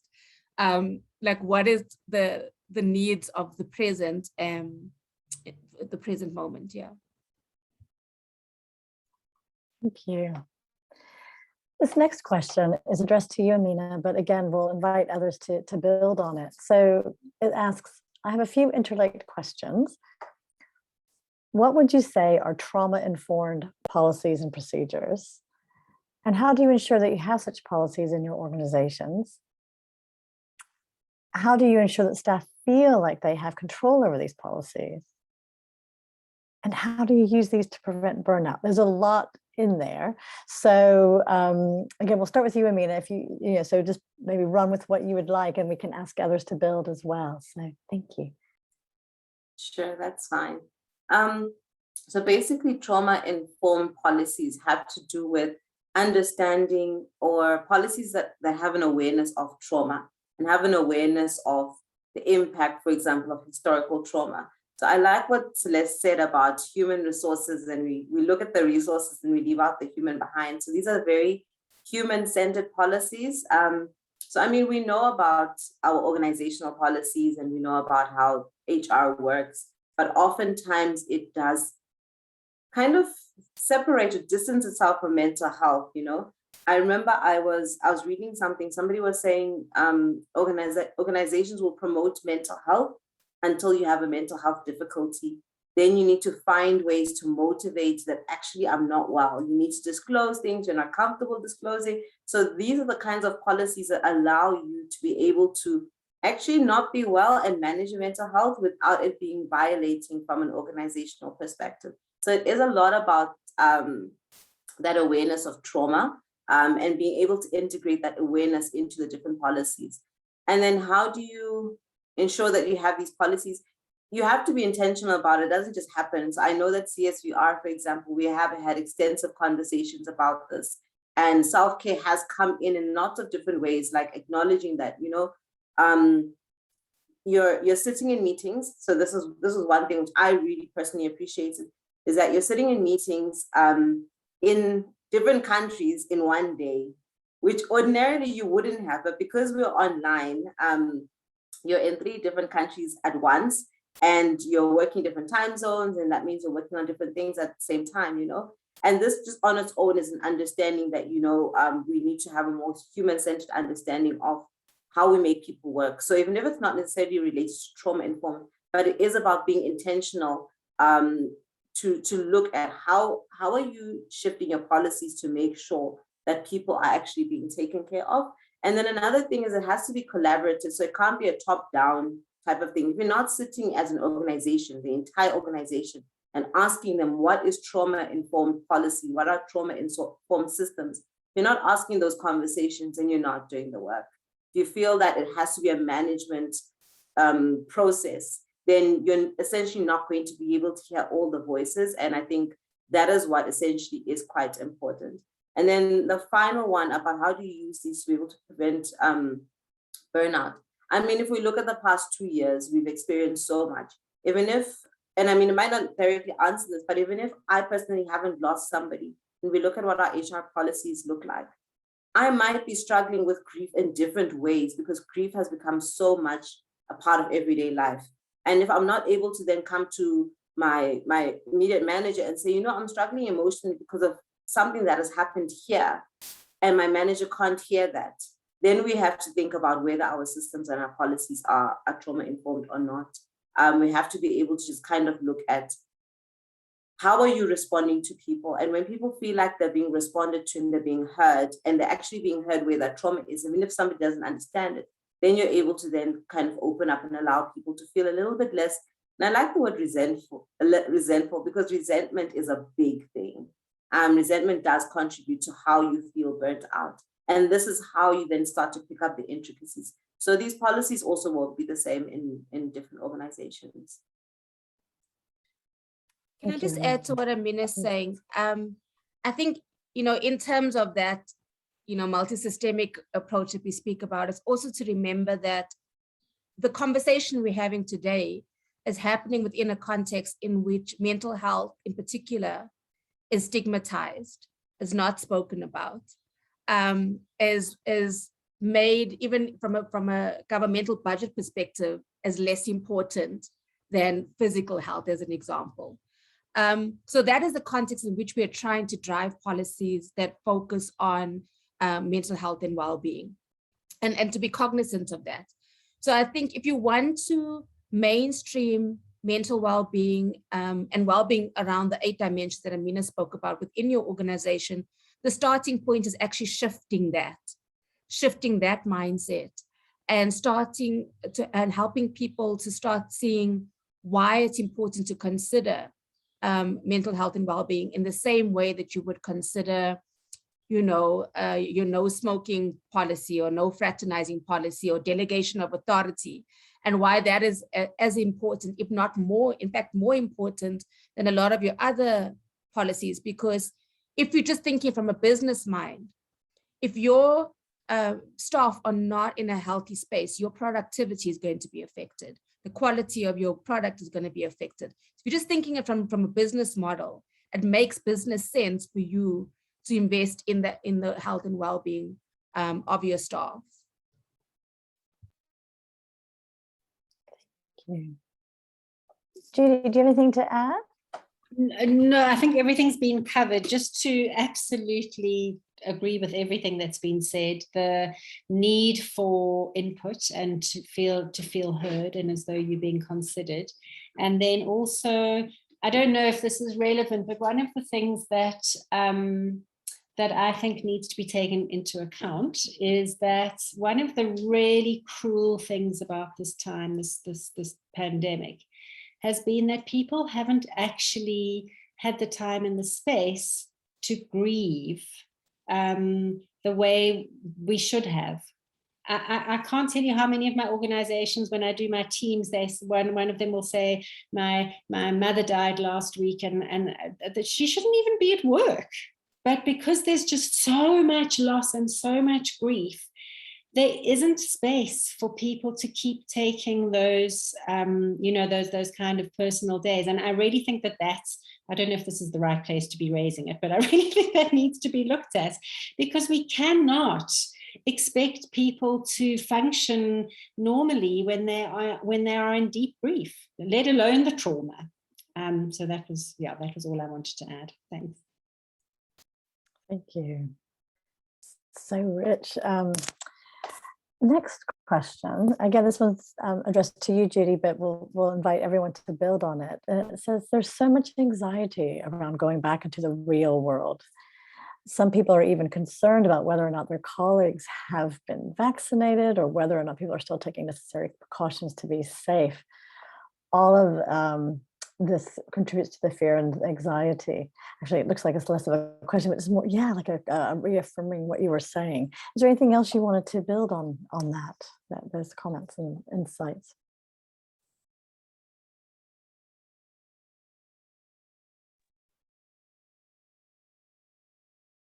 I'm not sure if Judy's trying to say something. Yeah, here I am. I forgot I was on mute. Sorry. Yeah, I think this issue of the vaccination is such a hot potato. It really is. And I think that actually, speaking about trauma-informed policies, needs to be taken into account, because I was having a training session the other day, and I can't remember why, but I was saying that I have been asked to go back into some workplaces, and I will go back and I will go and coach in a workplace on the understanding that everybody who I'm going to be in the same room with has been vaccinated. And one of the people on the call was like, are you saying that you won't go and do some training? You'll turn down work if there are people who aren't vaccinated? And I said, absolutely. That's my choice. That is how I am in the world. But it is such a contentious issue. It is such a bone of kind of contention and division. And I think that it does cause an enormous amount of anxiety. And I know that some people can't have the vaccination for various reasons. And there's all sorts of kind of blaming and finger pointing and judging. And and it does add to the anxiety. And I don't actually know how to manage it, because I just think it is such a complex situation. But it definitely needs to be taken into account that just as some people are extremely anxious about being vaccinated, so are other people extremely anxious about spending time with people who aren't vaccinated. And so there needs to be a way to keep both sides happy. So to say, okay, well, if you aren't vaccinated, then then the people who are vaccinated aren't, it's their choice to decide whether they come into contact with the people who aren't vaccinated, and to do it in a very adult way. And just to say, we all have our own beliefs, we all have our own commitment to certain things, and everybody has a right to decide what they want to decide. So to ventilate it, but in a very respectful and problem-solving way. I think Amina was talking at the beginning in her presentation, she was talking about the urge to rescue and the drama. And I work a lot with the drama triangle and that kind of victim, rescuer, persecutor thing. And what I really love is that creator triangle that I'm sure that you've all seen, which is a movement away from being focused on the problem and much more solution focused. So it's getting creative about what is the solution to this problem, rather than dwelling on finger pointing and blaming and belittling. I don't know if that. Thank you, Judy. Celeste or Amina, anything else to add on that? I mean, just to say that all of these conversations are also happening with many people who are in survival mode. And when you're in survival mode, you are just trying to protect. And that unfortunately has the potential to cause even more divisions within organizations. And the vaccine is one example of even causing divisions within families and friendship groups, but that people can't operate in a logical way from that space. And I think we're trying to have logical conversations while most of us are just trying to live, trying to make it through. And even, the grieving that Amina and Judy were speaking about, there is this numbness that comes up as a way to protect yourself from just the vastness and the overwhelm of all of this loss, all of these emotions that you are experiencing. And yeah, we're trying to have these sort of conversations in that context without addressing that reality. And I think that's where we're tripping ourselves up. Thank you. I think, so just to add, and I think this is where the trauma-informed policies really, really, really come in handy, because we have to have a very human-centered understanding of what is happening, whether it has to do with the vaccine, or it has to do with COVID infection, what you do if you get sick, what does long COVID mean? There's so much now that needs to be adapted. And I think the trauma-informed policies and procedures help to have an understanding that organizations and leaders should be trying their best to create safe environments to have conversations. These are conversations that allow people to, exercise their agency in a direction that you're actually achieving something. And all of this being done in the sense that you are looking, it is a human-centered approach, and you are looking at the individuals in the context and trying to see how do we ensure that both the individual is safe and the organization is safe. So this is definitely a time where organizations have to be looking at trauma-informed processes and understanding how they can manage this transition versus just kind of looking at more like a dichotomous way of integrating people back into the workplace. Thank you. We have one more question in the chat. It's another long one with multiple layers to it. But I'm going to start this one and direct it to you, Celeste, but then we'll ask others to build. It says, in your opinion, when working with trauma of the nature that your organizations address, where does the responsibility of self-care management reside?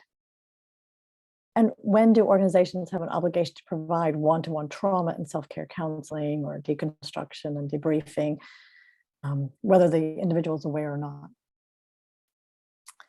And then further asks, should there not be proper in-depth ongoing support from an organization?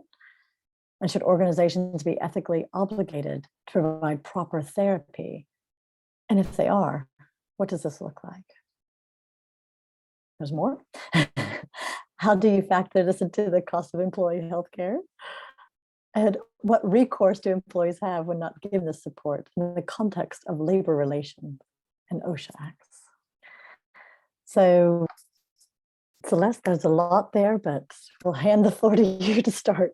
Thank you. Yeah, and old age and survival mode have made my memories also affected, but let's see how far we go. Which now I'm seeing is not particularly far. So I think the responsibility is both at an individual and an organizational perspective.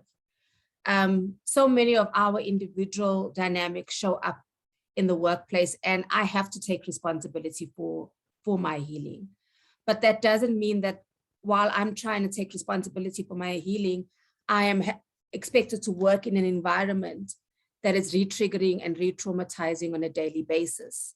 And my resilience is being chipped away by all of these things we've spoken about, that how the pandemic even deepened the things that you were dealing with before it happened. And now you're asking me to then have that reduced resiliency and try and function in a wounded context. And that's too much of a big ask. So I think even at an organizational level, while I'm working on my individual healing, it's an organizational responsibility to see how we can support people. And two things about the fundraising. Number one is there are many nonprofits out there that are able to help nonprofits. We have budget to help nonprofits work through building resilient context, having a trauma-informed approach, getting, a lot of that support. The other thing is that the time is rife in terms of donor funds and also, CSI. No other time I feel in our history has the issue of mental health been spoken about as much as now as a result of the pandemic. It's so, the language has become so prevalent in, everyday society, not just in the professional spaces. It's a topic that people are grappling with because they're sitting every single minute of every day with the reality of, their mental health and well-being being impaired. And donors are looking to fund work around COVID responses in that area. They're looking to see how we can support people who do this work. How we got our funding for self-care and staff development is to say, we cannot help others if we ourselves are unwell. We're actually going to pass on more trauma to the clients we're trying to assist if we ourselves are not burnt out. And that's how we got our funding from donors, to be able to go see psychologists, have group Enneagram courses, all the different things that we do as an organization. The other thing is that there is huge value in peer support, and that doesn't cost anything. And building in things like check-ins into meetings, and check-ins, not, intentional check-ins. We also need to make sure that we don't have our staff to check in with their emotional, what they're sitting with, and then we just leave it on the floor. We also need to make sure that we have a sense of a backup plan of, if something does come out, what is our procedure and our process and how we're going to be handling that as an organization.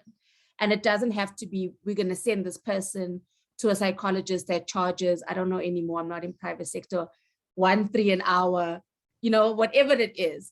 There are other spaces. There are psychologists that, because of the pandemic, are offering free services, even, from private sector. So there are options. And I think it's shifting their focus, as Judy is saying, from the problem to what are the potential solutions, because it can feel overwhelming because everything feels overwhelming, but there are small things that you can do as an organization to protect people's health. I think it's important to move away. Organizations are so focused on legalistic approaches to staff, and they're not thinking about health perspectives to staff. So I need to know, this amount of hours, all of these sort of things, but how do we look at staff management from a health perspective?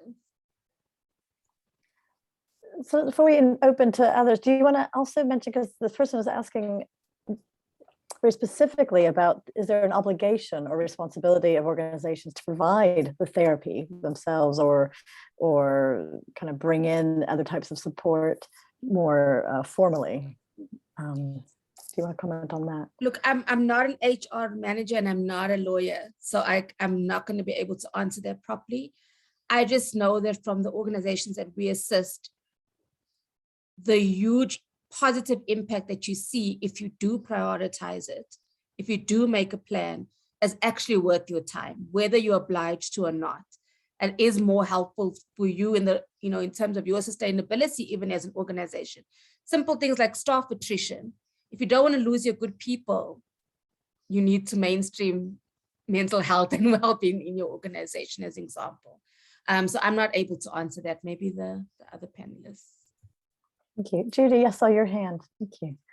I don't know if it's answering this question directly, because I'm sorry, I am so AD, my concentration being impacted, and after an hour and a half, I'm afraid it's all bets are off with me. So just tell me if I'm completely off beam here. But I think that one of the difficulties with providing mental health support is that a lot of people don't want to have mental health support. So one kind of has to do it a bit by stealth. And so what I have been doing since April last year is I offer what I call Covert Fatigue support groups. And there is one organization in particular who I just absolutely, every 3 months, I send an email to their ED saying, you really are the most phenomenal person for doing this. Because twice a week, twice a month since April last year, I have been having meetings with I just have a group, whoever wants to come comes, and sometimes we talk. In fact, in one of those ones, I really picked up some serious depression and stuff. Said people have gone to therapy. It really was a very mental health focused and for a lot of people.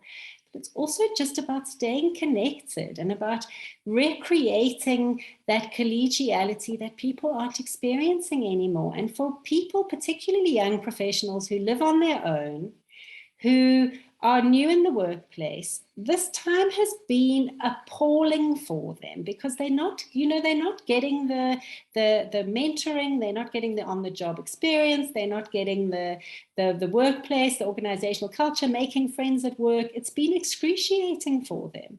And to just have a connection, a check-in. We have a 90-minute session. Sometimes I always will give them a coaching tool or we'll discuss something. And often I will leave after 45 minutes. I'll just leave the Zoom room open and I will walk away and go and have a cup of tea. And they use that time because it's in their diary and they're allowed to do it. And they just chat and catch up with each other. And honestly, I think that is one of the most useful parts of those groups, is just being able to connect with their friends and colleagues again. And so I suppose what I'm saying in a very roundabout way is that it's important not to put too much focus on the COVID and on the kind of the over-pathologize things, and also just give an opportunity for people to be people and to have a community. Thank you. Amina, anything to add before we close on that? No pressure. No, I just wanted to add that, the idea of self-care management, and I actually really like this question because I think it is a big one. And this is one of the questions that should actually go out into organizations and in management meetings to have these conversations, but just also to emphasize to individuals that while your organization does possibly have self-care policies and whatnot, the onus is essentially on you to be able to manage your burnout and manage your emotional state or your psychological state. And the reason why I'm saying this is because sometimes when management comes and says, okay, this is what we're doing for self-care, and you're like, I just don't connect with this. Like, I just don't. And then now there's the anxiety that comes with having to participate in something that is supposed to be self-care. And I mean, that's a real thing, So just to kind of, to also emphasize that while there might be a management process, just to ensure that you are engaging in self-care processes for yourself in whichever way that you feel cared for. And then also just as a reminder that, with so much that is happening, there's now transitions back into work or not, there's a vaccine, there's getting booster shots, not understanding what's happening. And there's just so much tension with COVID and there's just so much happening. You might not feel cared by the things that helped you feel cared before, So like I was saying before, that if going into the workplace doesn't make you feel comfortable, try to find what the source is. Because when you always know what the source is, and you kind of also know what to attend to, One of the things that I think in the beginning of COVID, people were like, go running. Everyone must be a fitness bunny. Go run, When you're tired, don't run. Like, you don't have energy. So while exercising and all that does so much for you, and the endorphins and if you're exhausted and then you want to go and do a 10-kilometer, I don't know how good you'll feel about yourself. So it's just also being very mindful about what looking after yourself means for you at the different periods in your life, because it won't always look the same. Thank you. Thank you so much. I'm mindful of the time, so we'll have to end there. I have just put in the chat the websites for CSVR, where Amina and Celeste work, and also Judy's website as well. So if you have more questions, I'm sure they won't mind little connections there. And I want to say a huge, huge thank you to our panelists, all three of you, for just inspiring and getting so much depth in such a short time. It's quite amazing. And I hope we're able to continue these conversations. So thank you, Amina. Thank you, Judy. Thank you, Celeste. Also want to thank Afrika Tikkun for hosting this community of practice and highlighting this important issue and the selective self and collective care. And thank you to all of you who have joined and who are still here at 4 p.m. But we wish you care and wellness and resilience and connection so that you can healthily continue your vital work. So thank you.